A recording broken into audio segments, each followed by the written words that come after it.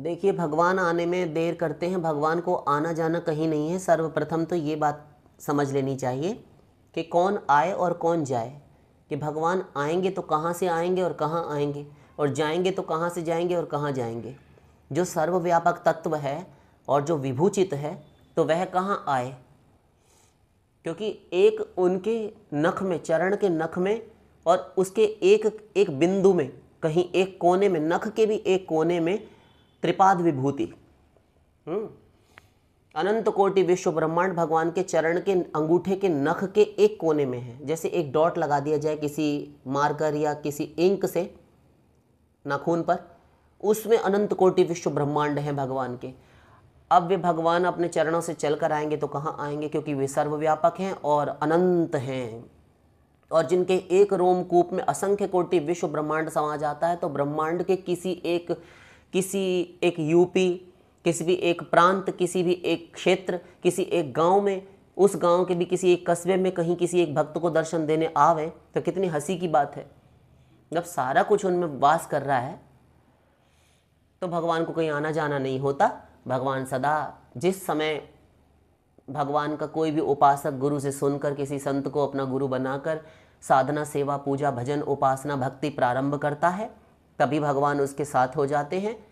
और घोर पापात्मा के शुकर, कुकर, कीट, पतंग समस्त जीवों के भीतर परमात्मा रूप से सदा विद्यमान भगवान रहते हैं। वेद के खिलाफ कभी कानून नहीं होता, कोई भी लॉ नहीं है। घोर पापात्मा हो, एक ही जन्म में जितने पाप कर रहा है, ऐसे अनंत जन्मों में पाप करता रहे, भगवान उससे कभी भी उसका त्याग नहीं करेंगे, क्योंकि ये नियम है वेद का। वेद के खिलाफ भगवान नहीं चलते, ये नियम है, ये सिद्धांत है। सदा रहेंगे। और दूसरी एक बात, भगवान ने इतनी कृपा कर रखी है कि वे प्राइवेसी में कभी किसी के हाथ नहीं डालते, कभी छेड़खानी नहीं करते। कोई कुछ भी करे, आंशिक स्वतंत्रता भगवान ने प्रत्येक जीव को दे रखी है। यही कारण है कि भगवान गलत कार्य कराते नहीं हैं, कर्म करने की केवल शक्ति प्रदान करते हैं। जैसे आपके घर में बिजली, इलेक्ट्रिसिटी आती है, तो वह पंखा, कूलर, जितने भी आपके इलेक्ट्रिक सामान है, जो भी कुछ है, तो ये सब चीज़ों को चलाने के लिए है। होम अप्लाइंसेस चलाइए, कुछ भी चलाइए, लेकिन इसलिए नहीं दी कि आप उसके स्विच बोर्ड में हाथ लगा लें, कोई नंगी तार पकड़ लें और मर जाएं, आत्महत्या कर लें करंट खाकर। तो ये गलत है, ये प्रमाद है। ऐसे ही हम शक्ति भगवान हमें देते हैं, पाप हम अपने पूर्व जन्मों के, क्योंकि भगवत विमुख ये जीवात्मा सदा भगवान से रहा और सदा से माया ने इसको पकड़े रखा।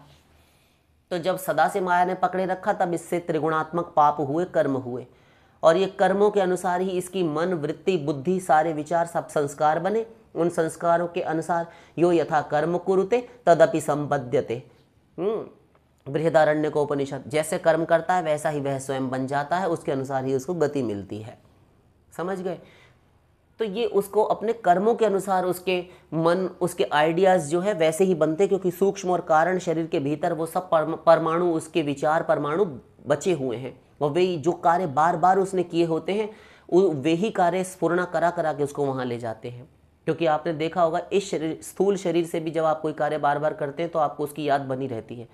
तो ये कार्य, जो कुछ अतृप्त वासनाएं, कुछ कार्य पिछले जन्मों में आपने करते रहे हैं आप, और कुछ ऐसे कर्म किए हैं जो त्याज्य थे, जो हे थे, निंदनीय थे, नहीं करने चाहिए थे ऐसे। और कुछ भोग, पांचों इंद्रियों के पांचों भोग, शब्द, स्पर्श, रूप, रस, गंध, इनको आपने बहुतायत में भोगा, अपराध पर अपराध आपने किए। तो ये सब सूक्ष्म शरीर में पड़े रहते हैं, क्योंकि देखिए काल का कुछ नहीं पता होता। शरीर तो छिन गया, किंतु वे सूक्ष्म शरीर में इकट्ठे हो गए, और उसमें से भी नहीं हुआ तो वे कारण शरीर में चले जाते हैं।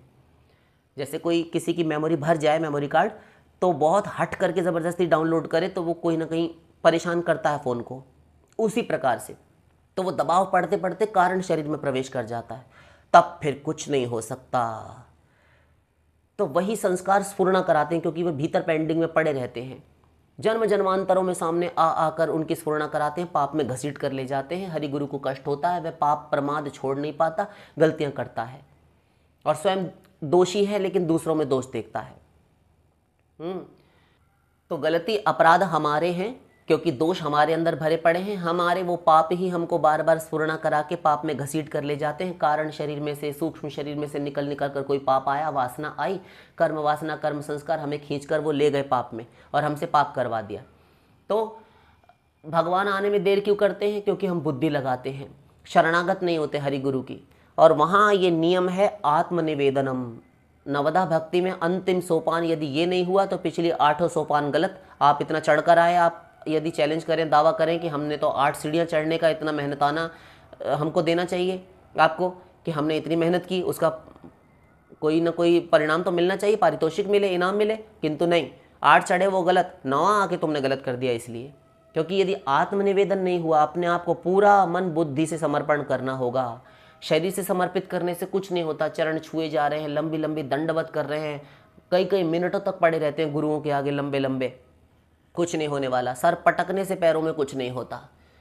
वहाँ मंशा देखी जाती है, तुम्हारा मन कितना शुद्ध है। यदि समर्पित नहीं, हरि गुरु उतनी ही कटौती, उतनी फीसदी कर लेंगे। छल करने में माहिर होते हैं हरि गुरु, संत नहीं देंगे। क्योंकि अपना प्रेम देखो, अपने आप को नापो कि हमारा प्रेम कितना, हम कितना छल करते हैं। अगर हमने 10% झूठ बोला तो 10% वो भी बोलेंगे, बल्कि 11% बोल देंगे झूठ। यही नियम है वहाँ। और उनको पुण्य पाप स्पर्श नहीं कर सकता। तो आने में इसलिए देर होती है भगवान के, क्योंकि हम अपना बल, अपना रूप, अपना कुल, अपना गोत्र, अपनी एबिलिटी, अपनी योग्यताएं, अपनी उपलब्धियां, अपने तमाम प्रकार के बल, ये सब लगाए रखते हैं कि मेरे जानने पहचानने वाले इतने हैं, मेरे पीछे इतनी बड़ी जो है, मेरा परिचय देख, तुम जानते नहीं कि मैं कौन हूँ, मेरे इतने सारे चाहने वाले हैं, मुझे फॉलो करने वाले हैं, मेरे माता पिता मेरे साथ हैं, मेरा इतना बड़ा घर खानदान है, मेरा रूप ऐसा है, मेरे पास योग्यता है, ज्ञान है, बुद्धि है, मेरे पास पैसा इतना है, मेरी यहाँ तक पहुँच है, मैं ये करवा सकता हूँ, सोती खाट तुम्हारी उठवा दूंगा, सड़क चलते तुम्हें गोली मरवा दूंगा। तमाम बातें लोग बकते झकते रहते हैं, घमंडी। असमया हतः शत्रुम हनिष्ये चापरानपि, 17वां अध्याय। मैंने ये शत्रु को मार दिया, उससे बदला ले लिया, अब मैं दूसरे लोगों को भी, दूसरे शत्रुओं को भी मारूंगा और फिर मैं निष्कंटक हो जाऊंगा। भगवान कह रहे हैं गीता में कि अर्जुन वो ऐसा सोचता है कि सबका सफाया मैं कर दूंगा, काम तमाम कर दूंगा, मैं ही एक शासन करूंगा। ऐसी आसुरी बुद्धि से युक्त होता है। उनको अंधकाराच्छन्न नरकों में मैं गिराता हूँ, उनको ढंग से अच्छी तरह बताता हूँ। फिर मैं आसुरीम योनिमापन्ना मूढ़ा जन्मनि जन्मनि माम प्राप्यैव कौन्ते ततो यान्ते धमाम गतिम। उनको अधम गतियों में, नरक आच्छन्न, नरक से ढके हुए, अंधकाराच्छन्न, अंधकार से आवृत नरकों में मैं गिराता हूँ, जहाँ घोर दुर्गति यातनाएं मिलती हैं उसको। तो भगवान के आने में विलंब इसलिए होता है क्योंकि हम अपनी मन बुद्धि समर्पित नहीं करते। द्रौपदी का जब वस्त्र खिंच रहा था तो दुशासन दुर्योधन के कहने से दौड़कर उसको नग्न करने की चेष्टा करने लगा। साड़ी द्रौपदी ने, एक स्त्री है, अब बेचारी क्या करे, कोई नहीं बचा रहा, घर के बड़े बुजुर्ग ये सब बैठे हुए तमाशा देख रहे हैं, तो उसने दांत से, एक स्त्री का अंतिम बल होता है दांत में दबा लेना, तो साड़ी उसने दांत से दबाई और पुकारती है भगवान को, तो भगवान नहीं आते। रुक्मिणी जी कहती है प्रभु जाइए, कहते हैं हम नहीं जाएंगे। रुक्मिणी कहती है क्यों नहीं जाएंगे? क्योंकि वो अपनी दांत की साड़ी दबाए हुए हैं। अरे तो अब जब स्त्री की कोई रक्षा नहीं कर रहा तो इतना तो करेगी, बड़े हठीले हैं आप, जिद्दी हैं, जाइए। फिर नहीं जाएंगे। यदि अपने दांत में ही इतना बल है तो वो अपनी रक्षा कर तो रही है, हम क्यों जावे? कल को हम गए तो वो हमसे, उसने हमें ताना मार दिया तो क्या हमने तुमको बुलाया था क्या? हम क्या तुमको बुला रही थी? तो हम तो दांत में दबाकर अपनी रक्षा कर लेती, तुम आए क्यों थे? भगवान ये सुनने के लिए राजी नहीं। जिसका जब लगी गज अपनो बल बरत्यो नैक सरियो नहीं काम, व्याकुल है बलराम पुकारे आए आधे नाम, सुनेरी मैंने निर्बल के बलराम। अशक्ता नाम हरिर्बलम, ब्रह्म वैवर्त पुराण भी कहता है, जो अशक्त हैं, जिनमें शक्ति नहीं, असमर्थ है, निर्बल हैं, वे भगवान उनका बल बन जाते हैं। हरि ही अपने जनों का, हरिजनों का बल होते हैं। तो भगवान जब देखा कि एक झटके से साड़ी खिंची, दुशासन के एक झटके से साड़ी जब दांत से निकल गई, तो पूर्ण दोनों भुजाएं उठाकर समर्पण कर दिया द्रौपदी ने कि जाएगी नाथ लाज तिहारी, देखोगे द्रुपदा उघाड़ी, अब मेरी रक्षा कीजिए। तब भगवान कपड़ों में आघू से अंबर अवतार हो गया भगवान का, और खींचते खींचते अधमरा होकर स्वयं उस द्यूत सभा में गिर पड़ा, अभागा। कुछ नहीं द्रौपदी का बिगाड़ सका, द्रुपद नंदिनी का। और भगवान ने बहुत सारे सुंदर सुंदर वस्त्रों से द्रौपदी की लाज बचाकर उसको सुरक्षित कर दिया। ऐसा मिलता है महाभारत में। तो अपना बल जब तक दांत का भी लगा रही थी, भगवान नहीं आए। समझ गए आप? तो भगवान की शरणागति में यदि आपने कोई भी बल लगा रखा है अपने रूप कुल गोत्र इत्यादि का, किसी योग्यता का, कि हम इतने पढ़े लिखे हैं, हम इतने रूपवान हैं, हम इतने गुणवान हैं, इतने धनवान हैं, इतने कुलवान हैं, इतने शीलवान हैं, कोई भी वान, सारे वान आपके पीछे लगे हों, भगवान कहते हैं जब तू इतना ही बड़ा वान है तो फिर तुझे भगवान की क्या ज़रूरत है, फिर तू बैठा रहे। और जब कुछ नहीं होता, भगवान देखते हैं एक अबोध शिशु की भांति रो रहा है, भगवान का हृदय फफक पड़ता है, हरिगुरु का वहीं पिघलते हैं। जब तक देखेंगे इसको एक भी वस्तु का बल है, अपनी माता पिता बेटा स्त्री पति रूप धन कुल यौवन, अपनी योग्यता अपनी पढ़ाई अपनी 2 अंगुल की खोपड़ी का, भगवान हरिगुरु कभी कृपा कर ही नहीं सकते। तो भगवान आने में इसलिए विलंब करते हैं क्योंकि हमारी संपूर्ण शरणागति नहीं होती। संपूर्ण शरणागति कब कहलाई जाएगी? जब हम मन और बुद्धि का भी समर्पण करेंगे। तस्मात् सर्वेषु कालेषु माम अनुस्मर युद्ध च, तू सदा अपना युद्ध करता चल और मेरा स्मरण कर। मयि अर्पित मनोबुद्धिर्मामे वैश्यस्य संशयम, तू मेरे अर्पण अपने मन और बुद्धि कर, यही तू ज़्यादा चला रहा है। जो मन कह रहा है वो तू कर रहा है, मान रहा है, और जो तेरी बुद्धि में आ रहा है वो तू उसके अनुसार चल रहा है। तू अपनी मन बुद्धि मुझ में जोड़ दे, तब बात बनेगी। मन बुद्धि मेरे अर्पण कर। और हम मन बुद्धि नहीं, इसको धरे रहते हैं, और ये फिर प्राइवेसी करना, हमको छल कपट करना, गुरु से द्रोह करना सिखाते हैं। तब हमें गड़बड़ होती है। फिर हम कहते हैं कि हमें 10 साल हो गए, 20 साल हो गए, 50 साल हो गए, हमें कोई लाभ नहीं हुआ। क्यों? तुमने शत्रुओं को पाल रखा है। ये बुद्धि और ये मन, ये दोनों लड़ते हैं आपस में, तुम्हारा सर्वनाश करवाते रहे, करवाते हैं, करवाएंगे। इसलिए इन दोनों को समर्पित कर दे, गुरु की बुद्धि में जोड़ दे। जो कुछ कह दे यस सर, जो कुछ कह दे यस, जो कुछ कह दे जी हाँ, जो कुछ कह दे जी हाँ, बस। और मन की सुने ना, तब पूर्ण समर्पण होता है। मन से सोचा वहां तो मन का नोट किया जाता है। ऊपर से शरीर से आपने कुछ किया सो तो अपराध है ही है, प्रत्यक्ष में बिगाड़ना, किंतु मन से नोट होता है, क्योंकि भीतर जो परमात्मा रूप से गर्भोदशाई बैठे हैं ना, वे सब नोट करते रहते हैं। वे श्री कृष्ण के ही पुरुषावतार जो हैं, अभिन्न उनकी भगवान की प्रतिकृति हैं, अभिन्न कला जो भगवान की, महाविराट महाविष्णु विराट पुरुष। उन महाविराट पुरुष के 3 जो है भाग हैं, ये 3 अंश हैं, कारणार्णवशाई विष्णु, क्षीरोदशाई विष्णु, गर्भोदशाई विष्णु। तो ये जो भीतर बैठे हैं वो परमात्मा कहलाते हैं, उनको प्रादेश मात्र परमात्मा कहते हैं। योगी लोग प्रादेश मात्र परमात्मा का हृदय में ध्यान करते हैं। ये प्रादेश क्या होता है? अपना अंगूठा और सारी अंगुलियों को उत्तान कर लीजिए, खोल लीजिए, तब जो भी 8, 10, 12 अंगुल का आपका हाथ पूरा फैले, और अंगुष्ठ को सारी अंगुलियों को सटाकर बिल्कुल एक और सीधा कर लीजिए, तिरछा। तो सीधे हाथ के राइट हैंड साइड के अंगुष्ठ को बाईं ओर बिल्कुल मोड़ कर रखिए। तो जितना आए उसको प्रादेश मात्र कहते हैं। इसका हृदय देश में, हृदय गुफा में ध्यान किया जाता है। योगी लोग इसी परमात्मा का स्वरूप का चिंतन करते हैं, अष्टांग योग के द्वारा इनकी उपासना करते हैं। किंतु इस अष्टांग योग की उपासना से भी परमात्मा वश में नहीं होते, केवल अपना धाम इत्यादि दे देते हैं, आवागमन मिटाते हैं, वश में नहीं होते।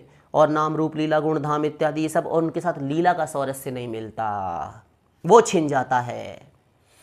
शेष सारी चीजें भगवान श्री कृष्ण की, राम की मिल जाती हैं। तो भीतर बैठे वही नोट कर रहे हैं गुरु घंटाल।